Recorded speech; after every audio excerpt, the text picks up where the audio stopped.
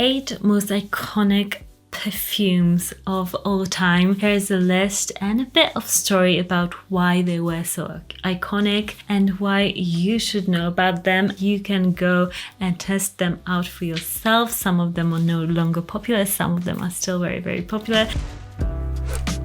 By the way, I have a book which I read about fragrances. I'll link it down below. It's a super nice book. If you love fragrance, then you'll get all the histories about the most famous fragrances. And I've just picked some of my favorites and the ones that I think are the most iconic. So I'll link the book down. So if you want to give somebody a present or yourself a present, it's such a nice coffee book to have. First fragrance that I think is super iconic, it's of course Chanel No. 5. This fragrance came out in 1921 and it was such a great hit. This fragrance was number 5 in Chanel's samples.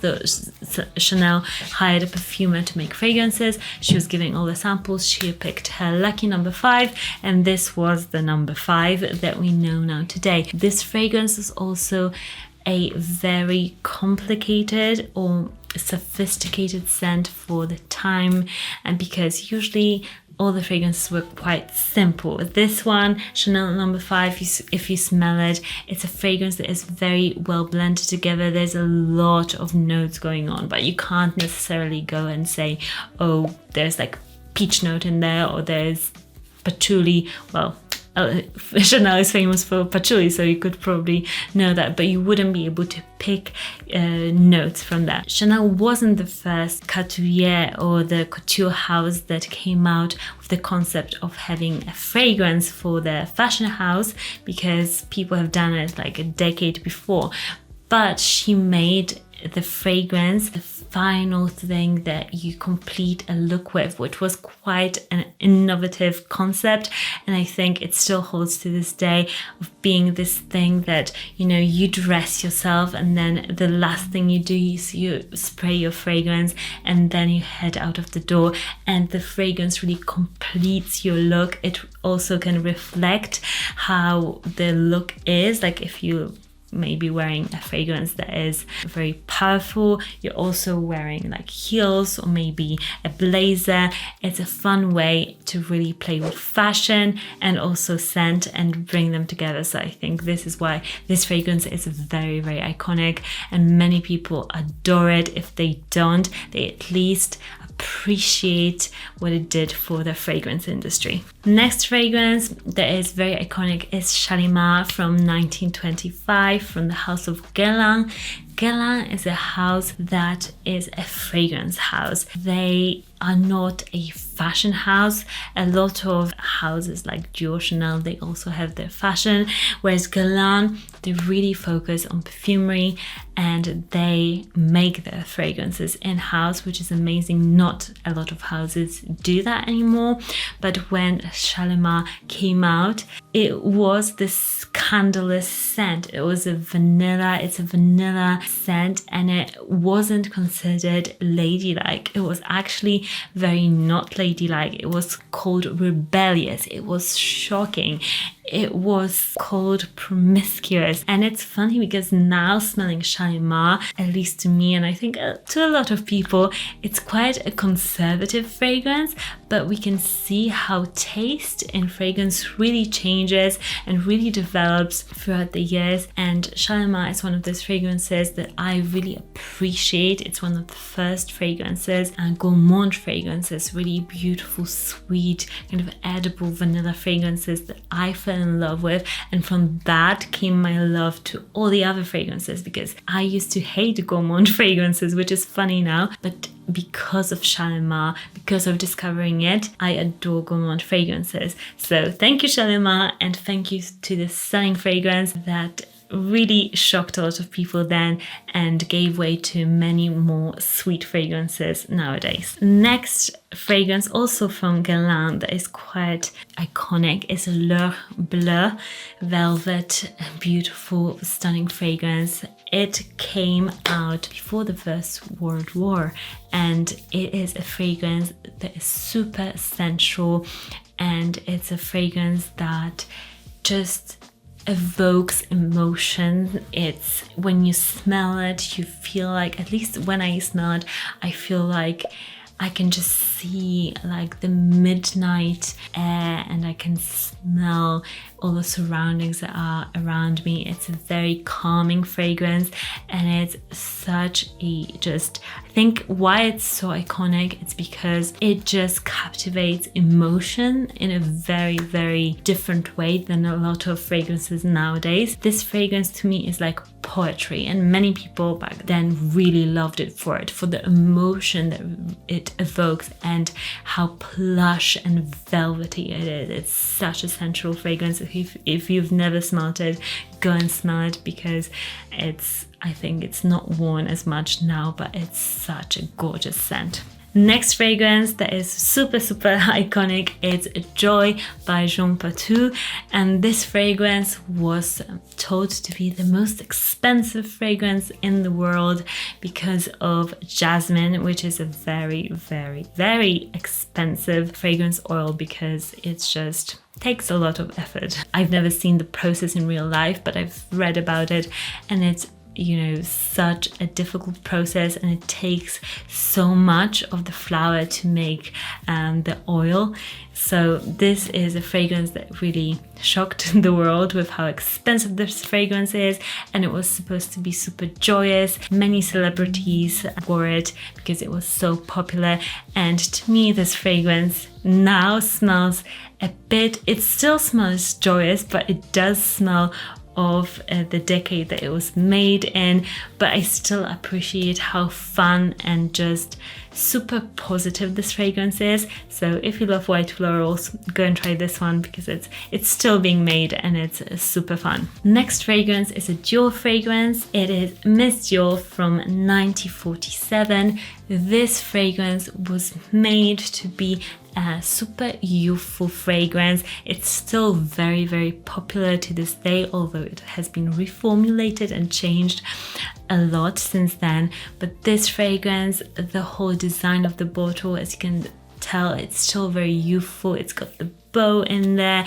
It's super feminine, and it was hugely popular in the day, not only in France but also throughout America and UK as well. So this fragrance, because we know that French are obsessed with fragrance, but this fragrance also really reached other parts of the world, and I think this fragrance to this day is a very likable scent, and it's a scent that anybody throughout the whole world could wear every day and feel beautiful and stunning. So I think that is why it's so iconic, because people still love it and adore it to this day. Next iconic fragrance on my list, it has to be here, is YSL's Opium. When it came out, it was shocking. The name of it was shocking, because I mean, who names a fragrance Opium? That was like very out there. It's spicy, it's just intense, it's smoky, it's out there. This really marked, I think, a different era in fragrances, because before fragrances were kind of joyous, sweet, flowery, whereas Opium is very different. It's dark. It's like this artist that used to paint really light pastel colors like Monet, and then he suddenly went for something and he started to paint all with dark colors and really harsh lines. This is what this fragrance does. It's totally different than Miss Dior. It's completely different. It's supposed to be a hedonistic sort of a scent, very sexual and like liberate yourself. And I think this fragrance is quite shocking still to this day. When I smell it, I'm like, whoa, something completely different. This is definitely something that is not to everybody's taste, and it was a huge risk, but the risk paid off, because many people absolutely adored it and adore it to this day, because we've got so many flankers. To continue this journey in fragrance, the next iconic fragrance that came out is Poison, Dior's Poison, that came out in the 80s, and it was even more shocking than Opium. And again, people were like, what is this fragrance? How is the market going to respond to this? Because this is so intense, so in your face. You just walk into a room and you kind of smell like a villain. To me, this is what this fragrance smells like. It is like Ursula from Little Ariel. It literally could be her fragrance. This is just a woman that is super powerful, comes into a room, just walks in, sits wherever she wants, and she literally is like, stand up, I'm going to sit here. This is that sort of a fragrance to me. Again, a fragrance that shocked people and really gave way to now different fragrances, because we've got so many different scent profiles, even in the designer sphere of fragrances. And with Poison, I mean, we've got so many flankers, so we can still see the success of this fragrance today. Because from Poison came my favorite Poison, Hypnotic Poison Eau de Toilette. So I'm very grateful to Poison that it came out and shocked people, because Hypnotic Poison could be made. And the last really iconic fragrance is Angel by Thierry Mugler from 1992. This fragrance is a fragrance that again did something different. Many fragrances smell like flowers, whereas this is a fragrance that smells edible, smells like food. Shalimar kind of started it because it's a semi-gourmand. It's a fragrance that is sweet, but doesn't go to that really, really edible, like indulgent sort of a dessert place, whereas Angel does. And it shocked people again. And I think that is why these fragrances are iconic, because it shocked people. So many people smelled like that, and so many people have got memories with every single one of these fragrances. Either their parents smelled like that, or their grandparents, or their lover. They are those sort of fragrances that they link to our lives, our memories, and that's why fragrances are so wonderful. The fragrance bottle of Angel was so hard to make. It nearly didn't come out at all because it was so expensive to make, but they invented this process so that the bottles could be made a bit cheaper, and there was a manufacturing process, and now we can get them in our hands. But you know, like all good things, some things nearly don't come out at all because they are so complicated and difficult to make. Do you have one fragrance that is, like, in your mind the most iconic fragrance of all time? Let me know down in the comments. I'll link the book about fragrances in the description bar, so you can also enjoy all of those stories and more about fragrances, because I think it's super fun. And I'll link all of these also for you guys if you want to check them out on your free time.